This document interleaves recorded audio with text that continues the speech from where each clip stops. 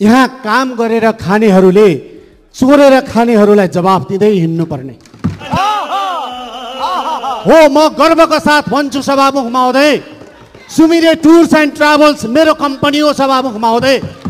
म यही देशमा केही गरेर खाने मान्छे हुँ, चोरेर खाने मान्छे होइन सभामुख महोदय। भाइ मजा आयो। मेरो कम्पनीमा मात्र एकजना मान्छे भिजिट भिसामा जापान होइन संसारको कुनै देश गएको छ। हामीले पैसा लिएका छौँ र फर्केका छैनन् भने प्रमाण पेश गर्न म चुनौती दिन्छु सभामुख महोदय। भिजिट भिसामा हजुर, भिजिट भिसामा भुइँ छोडेर उड्ने हजुर पश्चिम दिशामा।